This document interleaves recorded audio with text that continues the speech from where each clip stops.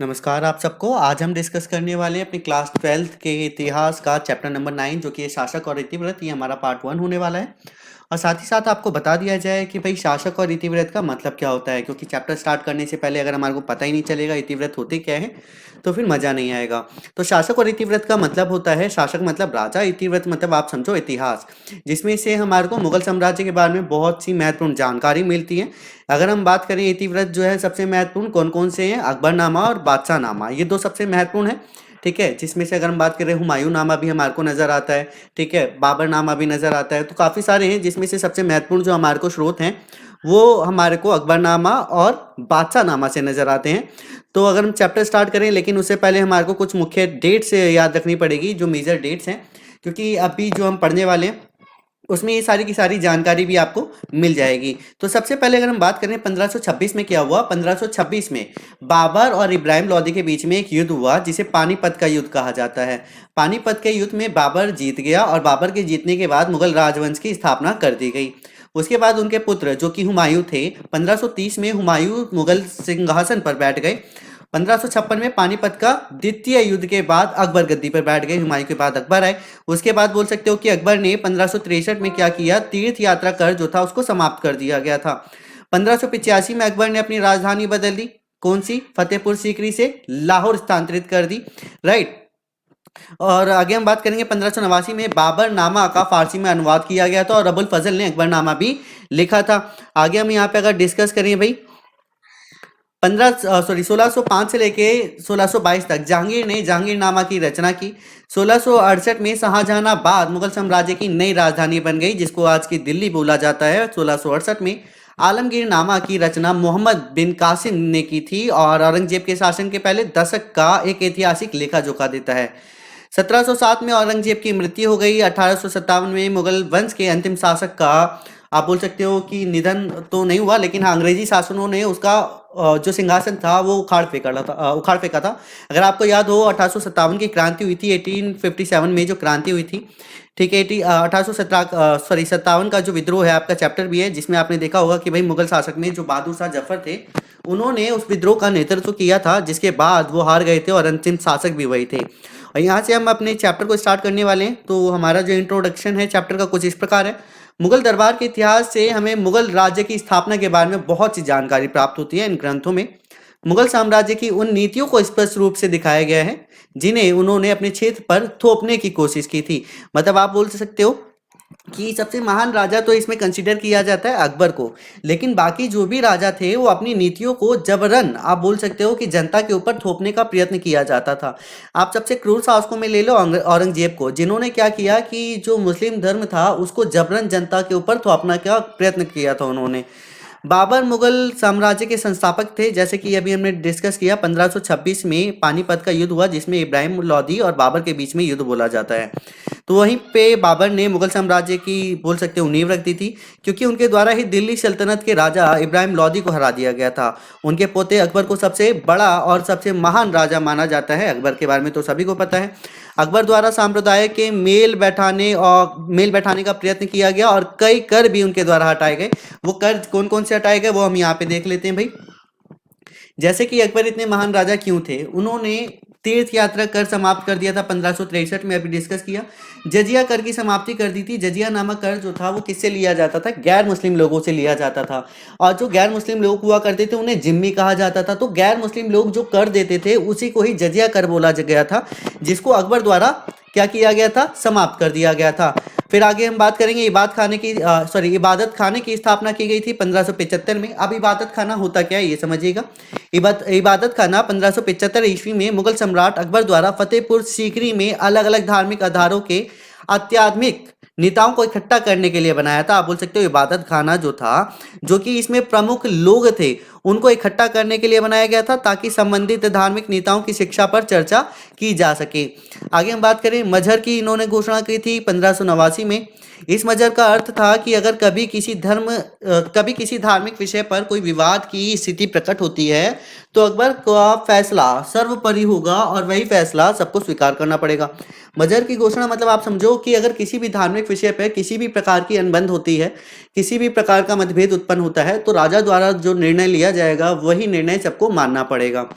आगे भाई इलाही संवत की शुरुआत भी अकबर ने ही की थी, जो कि 1583 में स्टार्ट हुआ, जिसे दीन इलाही भी बोला जाता है। 1582 ईस्वी में मुगल सम्राट अकबर द्वारा एक समरूप धर्म था, जिसमें सभी धर्मों के मूल तत्वों को डाला है। इसमें प्रमुखता हिंदू एवं मुसलमान या फिर बोल सकते हो इस्लाम धर्म के लोग थे।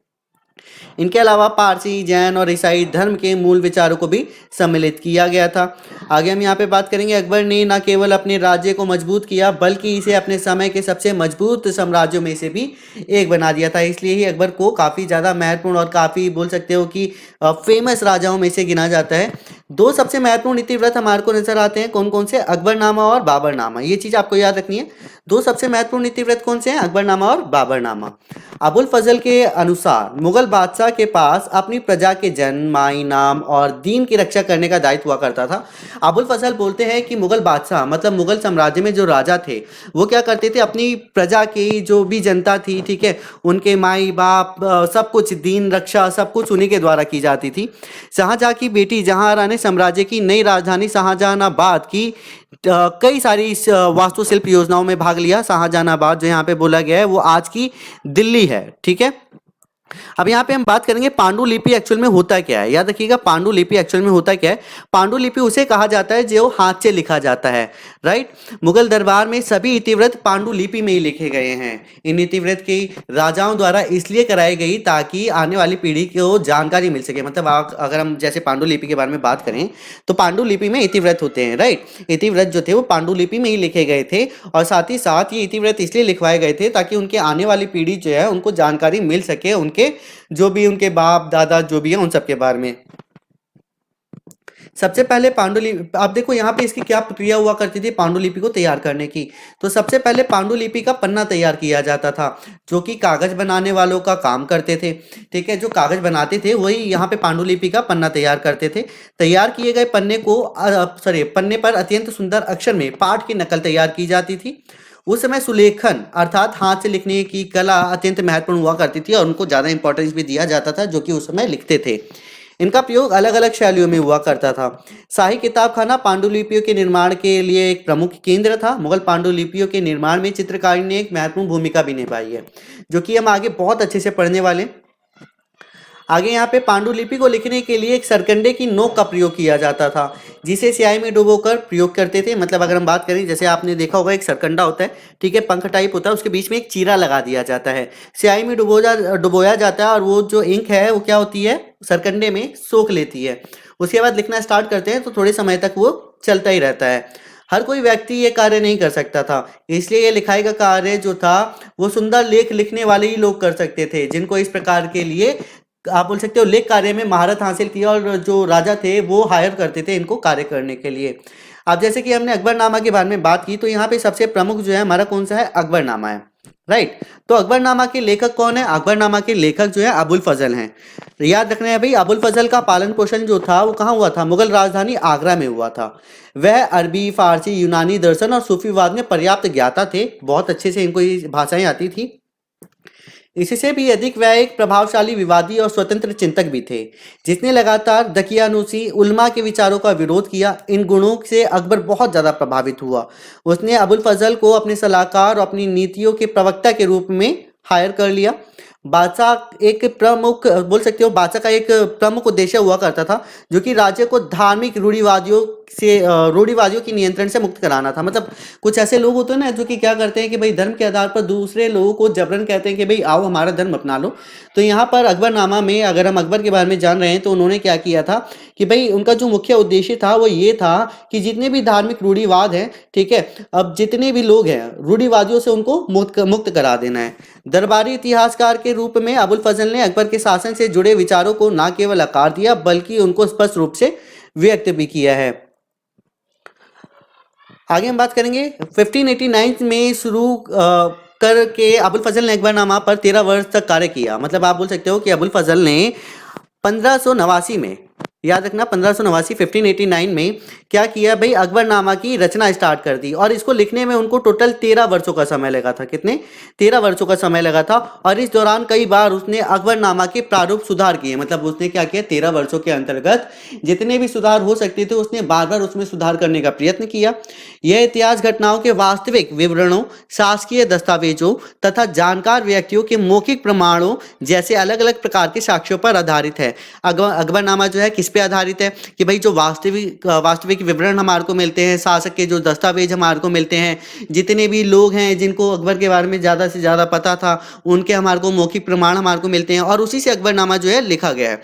अब ये भी याद रखना है कि अकबरनामा जो है वो 3 जिल्दों में विभाजित है। कितनी जिल्दों में? 3 जिल्दों में विभाजित है, जिसमें से पहली 2 में क्या है भाई, यहाँ पे पहली जो है मतलब पहली 2 जिल्द जो है इसमें उनके इतिहास के बारे में जानकारी मिलती है और तीसरी जिल्द को आईने अकबरी के नाम से जाना जाता है। पहली जिल्द में आदम काल से लेकर अकबर के जीवन के एक खगोलीय कालचक्र तक का है, जिसमें 30 वर्ष का है। बोल सकते हो कि स्टार्टिंग से लेके 30 वर्ष तक का जो भी समय अवधि था वो पहली जिल्द में लिखा गया है। दूसरी जिल्द में अकबर के 46वें शासन वर्ष पर खत्म होती है। मतलब आप बोल सकते हो कि जब वो राजगद्दी पे बैठे और राजगद्दी पर बैठने के बाद जो उनका अंतिम चरण था, मतलब जब उन्होंने राजगद्दी छोड़ी उसके बाद का हमारे को इतिहास मिलता है दूसरी जिल्द में। और तीसरी जिल्द को क्या बोलते हैं? आईने अकबरी बोलते हैं। अगले ही वर्ष अबुल फजल, जैसे हम बात करें कि भाई जब यहाँ पर अकबरनामा जब उन्होंने कंप्लीट कर लिया अबुल फजल ने, तो क्या हुआ कि भाई अगले ही वर्ष अबुल फजल जो थे राजकुमार सलीम द्वारा तैयार किए गए षड्यंत्र का शिकार हो गए। मतलब अकबरनामा जो तैयार की अबुल फजल ने तैयार की, जैसे ही अकबर की मृत्यु हो गई 1601 में मृत्यु के बाद आप बोल सकते हो अगले ही वर्ष अबुल फजल की भी मृत्यु हो गई, जो कि राजकुमार सलीम द्वारा करा दी गई थी। उनके द्वारा एक षड्यंत्र रचा गया और उनका शिकार हो गए अबुल फजल। सलीम के बोल सकते हो सहअपराधी वीर सिंह बुंदेला द्वारा उनकी हत्या करा दी गई थी। ऐसा नहीं था कि सलीम ही उसमें जुड़े हुए थे, साथ ही साथ ये जो अपराध हुआ उनके साथ वीर सिंह बुंदेला जो थे वो भी जुड़े हुए थे और उनके द्वारा ये हत्या की गई। षड्यंत्र रचा गया सलीम द्वारा और हत्या की गई आप बोल सकते हो वीर सिंह बुंदेला द्वारा। अकबरनामा का लेखन राजनीतिक रूप से महत्वपूर्ण घटनाओं के समय के साथ विवरण देने ऐतिहासिक ऐतिहासिक दृष्टिकोण से किया गया था। अब यहाँ पे जो हम आईने अकबरी के बारे में पढ़ रहे थे ना, जो तीसरी जिल्द है, तो आईने अकबरी में मुगल साम्राज्य को हिंदुओं, जैनों, बुद्धों और मुसलमानों की अलग अलग आबादी वाले तथा एक मिश्रित संस्कृति वाले साम्राज्य के रूप में प्रस्तुत किया गया है। अबुल फजल की भाषा बहुत अलंकृत थी और क्योंकि इस भाषा के पाठों को ऊंची आवाज में पढ़ा जाता था और इस भाषा में लय और कथन शैली का बहुत ही ज़्यादा महत्व दिया गया है। इस भारतीय फारसी शैली को दरबार में संरक्षण मिल गया था। मतलब ये अबुल फजल द्वारा जो ये आप बोल सकते हो कि जिस भाषा का उपयोग किया गया था, जिस शैली का उपयोग किया गया था, उसको दरबार में संरक्षण मिल गया था और साथ ही साथ अकबर की जो पसंदीदा शैली थी वो नास्तलिक शैली थी। ये चीज़ आपको याद रखनी है। आगे हम यहाँ पे बात करेंगे बादशाहनामा के बारे में। बादशाहनामा को भी 3 खंड में ही विभाजित किया गया है। जब बादशाहनामा लिखा गया, बादशाहनामा बोल सकते हो कि जो अबुल फजल के जो शिष्य थे अब्दुल हामिद लाहौरी, उनके द्वारा लिखा गया था और बादशाह द्वारा ये बोला गया था कि अकबरनामा की तरह ही बादशाहनामा भी आप लिखो। इसमें क्या है, प्रत्येक खंड में 10 चंद्र वर्षों की जानकारी होती है। इसके पहले 2 खंड लाहौरी द्वारा तैयार किए गए थे, मतलब अब्दुल हामिद लाहौरी जो कि अबुल फजल के ही शिष्य थे, जिन्हें बाद में वजीर सदुल्ला खान ने संशोधित किया, मतलब आगे जो कंटिन्यू किया वजीर सदुल्ला ने किया। तीसरा खंड वजीर ने ही लिखा क्योंकि उस समय लाहौरी बहुत बूढ़ा हो चुका था और वो लिखने में पूर्ण रूप से असमर्थ था, जिसकी वजह से जो तीसरा खंड था वो किसके द्वारा लिखा गया, वजीर सदुल्ला खान द्वारा ही लिखा गया था। अबुल फजल की भाषा बहुत ज़्यादा अलंकृत थी, जैसे कि अभी हमने बात भी की थी, ठीक है, क्योंकि इस भाषा में पाठों को ऊंची आवाज में पढ़ा जाता था और इस भाषा में लय तथा कथन शैली को बहुत ही ज्यादा महत्व दिया जाता था और ये संरक्षण भी मिला था अबुल फजल की जो शैली थी। तो आगे हम यहाँ पे बात करेंगे भाई 1784 में सर विलियम जॉन्स द्वारा स्थापित एशियाटिक सोसाइटी ऑफ बंगाल ने अकबरनामा और बादशाहनामा सहित कई भारतीय पांडुलिपियों का संपादन, मुद्रण और अनुवादन किया था। याद रखना है कि भाई 1784 में क्या हुआ, 1784 में भाई एशियाटिक सोसाइटी ऑफ बंगाल की स्थापना की गई थी सर विलियम जॉन्स द्वारा, जिनके द्वारा अकबरनामा बादशाहनामा दोनों का ही संपादन किया गया, मुद्रण और अनुवाद किया गया था। आगे गुलबदन बेगम ने क्या किया भाई, हुमायूं नामा की रचना की थी। यह हमें मुगलों की घरेलू दुनिया के बारे में जानकारी मिलती है। याद रखना है कि भाई अगर पूछा जाए हुमायूं नामा किसने लिखी है तो गुलबदन बेगम ने लिखी है। अब हम यहाँ पे बात करेंगे झरोखा दर्शन के बारे में कि झरोखा दर्शन एक्चुअल में होता क्या है। झरोका दर्शन अकबर द्वारा पेश किया गया था। इससे क्या था, झरोका दर्शन का एक्चुअल में मतलब था कि जिसमें क्या है कि लोगों से वो डायरेक्टली कांटेक्ट कर सके, लोगों से वो मिल सके, लोगों की जो भी प्रॉब्लम्स है उसको सॉर्ट आउट कर सके। झरोका दर्शन अकबर द्वारा ही स्टार्ट किया गया था। सम्राट के अनुसार यह सूर्योदय के समय कुछ धार्मिक प्रार्थनाओं के साथ अपने दिन की शुरुआत करते थे और फिर एक छोटे से छज्जे यानी पूर्व की दिशा में झरोखे में प्रकट होते थे। जैसे आपने देखा हो ना, बालकनी जो बोला जाता है, बालकनी टाइप हुआ करती थी जहाँ पे राजा खड़ा होता था। नीचे एक भीड़ खड़ी रहती थी जो कि राजा को क्या करना चाहती थी, एक झलक देखना चाहती थी। ठीक है, और राजा इसलिए जाता था ताकि क्या रहे, जनता का उस पे बोल सकते हो कि भाई जनता जो है उस पे भरोसा करता रहे, मतलब जनता जो है वो राजा को मानती रहे, उन पे भरोसा करती रहे, और राजा भी इसलिए जाता था ताकि जनता का भरोसा जो है उनसे ना हट जाए। मुगलों के दरबारी इतिहास में 10वीं से 17वीं शताब्दी में फारसी भाषा में लिखे गए जो उपमहाद्वीप के अलग अलग हिस्सों में से आए थे और अब वे भारतीय भाषाएं हैं। मतलब अगर हम बात करें जो भाषाएं मुगलों द्वारा लाई गई थी, ठीक है, जो मुगलों द्वारा भाषाएं लाई गई थी उपमहाद्वीपों द्वारा अलग अलग हिस्सों से, वो भाषाएं अब हिंदी भाषाएं हो गई हैं, मतलब भारतीय भाषाएं हो गई हैं। मुगल सरकार के सभी अधिकारियों को 2 पदों के साथ रैंक दिया गया था। मुगल दरबारी में 2 पद थे। एक तो अगर हम बात करें भाई कौन कौन से थे, आप बोल सकते हो कि जाट दिया गया था और दूसरा सवार दिया गया था। 7वीं शताब्दी में 1000 जाट या उससे अधिक के मनसबदारों को रईसों के रूप में दर्ज किया जाता था। आप बोल सकते हो कि जाट और जो हमारे मनसबदार थे, इन दोनों को काफ़ी ज़्यादा अमीर में कंसिडर किया जाता था और बोल सकते हो कि भाई इनको पद दिए गए थे। ठीक है, इनके पद जो थे वो काफ़ी बोल सकते हो कि ऊंचे पद थे और साथ ही साथ ये काफ़ी ज़्यादा अमीर भी हुआ करते थे। मुगल साम्राज्य के सम्राट स्वयं को विशाल भारतीय उपमहाद्वीप के वैध शासकों के रूप में मानते थे। उनको लगता था कि भारत का जो उपमहाद्वीप है वो उसमें सिर्फ वही एक वैध शासक है, सिर्फ वही वहाँ पे शासक करते हैं, ना कि कर सकते हैं, ना कि कोई और कर सकता है। उन्होंने अपनी उपलब्धियों का लेखा जोखा लिखने के लिए दरबारी इतिहासकारों को नियुक्त किया था। आधुनिक इतिहासकारों ने इन ग्रंथों को इतिवृत्त कहा क्योंकि उन्होंने घटनाओं का एक निरंतर कालानुक्रमिक रिकॉर्ड प्रस्तुत किया है। आगे हम यहाँ पे बात करेंगे मुगल और उनके साम्राज्य के बारे में। मुगल नाम मंगोल शब्द से लिया गया है। मुगल पैतृक पक्ष में तुर्की शासन तैमूर के वंशज थे। जहरुद्दीन बाबर अपनी माँ की ओर से चंगेज खान से संबंधित थे। मतलब आप बोल सकते हो कि मुगल जो है ना वो मंगोल से जुड़े हुए हैं। मुगल जो था वो अंग्रेजों ने नाम दिया और साथ ही साथ मुगल जो भी लोग थे, जैसे हम अकबर के बारे में, बाबर के बारे में बात करें, उनको मुगल बुलवाना पसंद नहीं था। ठीक है, बाबर जो थे 1526 में भारत में आए थे। कैसे आए थे? क्योंकि इनके द्वारा इब्राहिम लोदी को हरा दिया गया था, जिसे पानीपत का युद्ध कहा गया। अब बाबर द्वारा कौन कौन से युद्ध लड़े गए थे ये भी हम देख लेते हैं। बाबर द्वारा जो पहला युद्ध लड़ा गया 21 अप्रैल को लड़ा गया 1526 में, जिसे पानीपत का प्रथम युद्ध कहा जाता है। ये युद्ध इब्राहिम लोदी और बाबर के बीच में हुआ था, जिसमें बाबर जीते थे। फिर 17 मार्च 1527 में खानवा का युद्ध हुआ, जिसमें ये जो युद्ध था राणा सांगा और बाबर के बीच में हुआ, जिसमें बाबर फिर से जीत गए। बाबर इसलिए जीत रहे थे क्योंकि इनके पास गोला बारूद ज़्यादा मात्रा में था, इसलिए बाबर जो थे बार बार ये लड़ाई जीत रहे थे। उसके बाद बाबर ने खानवा की लड़ाई जो थी 17 मार्च 1527 को राजस्थान के भरतपुर जिले से खानवा गांव के पास लड़ी थी। यह पहले मुगल सम्राट बाबर की सेना और मेवाड़ के राणा सांगा के नेतृत्व वाली राजपूत सेना के बीच लड़ी गई थी। आगे भाई 29 मार्च 1528 में चंदेरी का युद्ध हुआ। किस किस के बीच में हुआ? मेदिनी राय और बाबर के बीच में हुआ था, जिसमें वापस कौन जीता? बाबर जीते थे। चंदेरी का युद्ध जो हुआ था वो अभी हमने बात की 29 जनवरी 1528 ईस्वी में हुआ था। इसमें मुगलों और राजपूतों के मध्य ये युद्ध लड़ा गया था। खानवा युद्ध के पश्चात राजपूतों की शक्ति पूर्ण रूप से खत्म हो गई थी, इसलिए बाबर ने चंदेरी का युद्ध लड़ा। वो इसलिए ताकि जितने भी बचे हुए राजपूत हैं उनको भी क्या करे, वो खदेड़ डाले, इसलिए उसने चंदेरी का युद्ध लड़ा। उसके बाद 6 मई 1529 को घग्गर का या फिर घाघरा का युद्ध आप बोल सकते हो लड़ा गया। किस किस के बीच में? अफगानों और बाबर के बीच में, जिसमें बाबर फिर से जीत गया। अफगानों ने इब्राहिम लोदी के भाई महमूद लोदी के नेतृत्व में बिहार पर अधिकार कर लिया और बाबर के लिए सिर्फ एकमात्र विरोधी रह गया था। बाबर ने 6 मई 1529 ईस्वी को घाघरा का युद्ध लड़ा। बाबर द्वारा लड़ा गया ये उसका अंतिम युद्ध था और मध्यकालीन इतिहास का प्रथम युद्ध था, जिसे जल और थल दोनों जगह लड़ा गया था।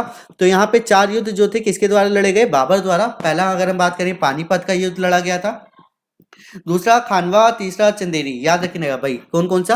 पहला अगर हम बात करें उन्होंने लड़ा था भाई कौन सा?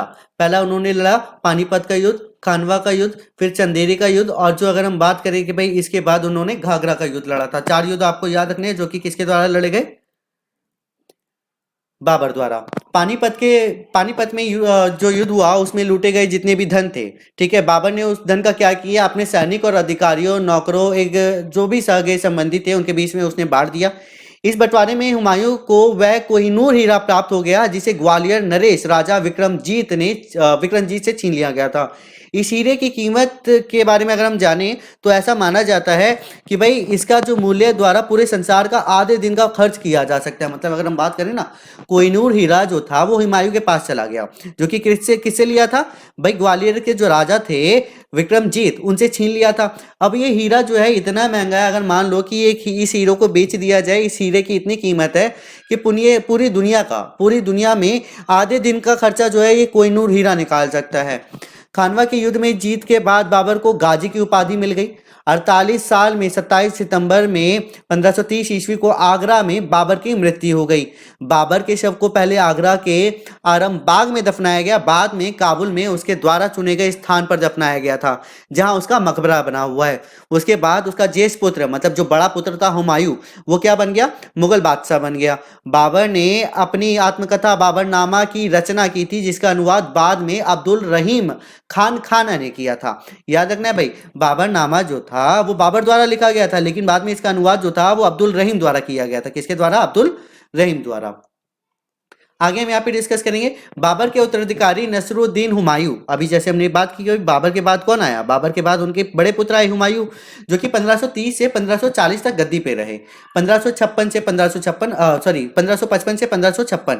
अब यहाँ पे ऐसा क्यों, अगर हम बात करें कि भाई 1530, यहाँ पे 1530 में वो राजगद्दी पे बैठे और 40 में वो 10 साल उन्होंने राज किया। और उसके बाद एक युद्ध हुआ जो कि शेरशाह सूरी के बीच में हुआ था। शेरशाह सूरी से वो हार गए थे और वहां से वो भाग गए, ठीक है। उसके बाद शेरशाह सूरी की मृत्यु हो गई। 1555 में हुमायूं वापिस आए और 1556 में उनकी मृत्यु हो गई।